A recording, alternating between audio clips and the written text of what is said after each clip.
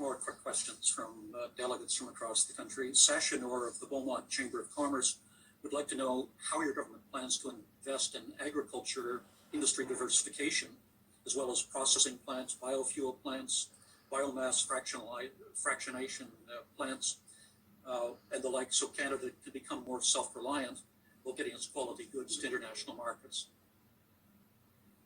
First of all, we've seen sort of those two elements at the forefront. Canadians understanding how important our agricultural industry is, how important our supply chain is in order to get good quality food on our table at a time of incredible stress and incredible uncertainty, which is why we've worked directly with agricultural producers right across the country, whether it was ensuring support for the temporary foreign workers when very few other people were coming into this country, or direct supports that are designed for periods of crisis. Normally it's a bad rain season or too much hail at the wrong moment.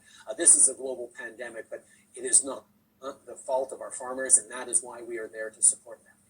On top of that, you mentioned the clean fuel standards.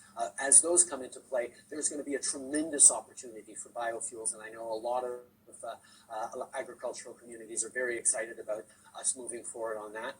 The other things we've done, that protein supercluster that we started has pumped hundreds of millions of dollars towards developing an area that is rife for not just Canadians, but opportunities for around the world as well, as Canada is a leader in plant-based proteins and will continue to be, and I'm excited about those partnerships that have come through.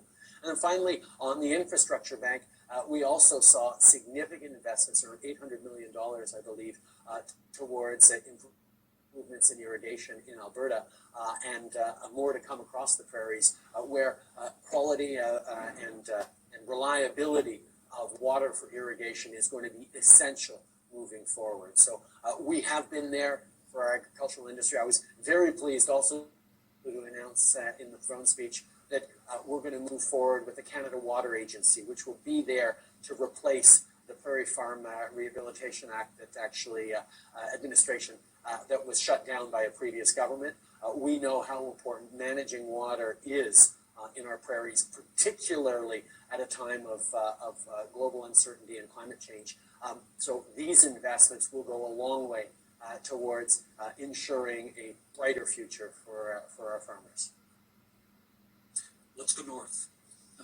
Rene Como of the Northwest Territories Chamber of Commerce asks, during the pandemic, it's become clear the disadvantage that the Northwest Territories, Yukon, and Nunavut are operating under compared with the rest of the country. What proactive measures will your government make as a priority from the Northern and Arctic policy framework?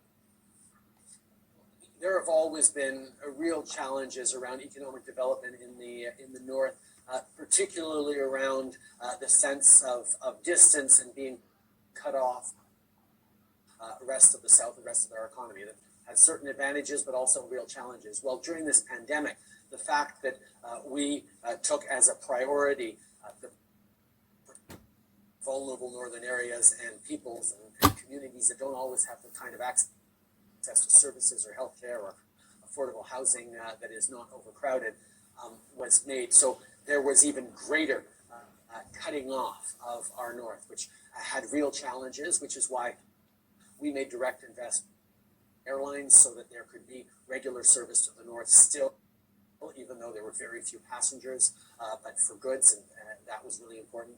We also made real investments in food security because we know a liter of milk is incredibly expensive. Making sure that we're able to support people in their food security was essential. I had a roundtable just a couple of weeks ago, the NWT in Yellowknife, and the big issue that was brought up was housing. We know that there is a significant need for investment in infrastructure in the north, particularly on housing, and that's where we are stepping up, because it's, housing is a problem, yes, but it's also a solution.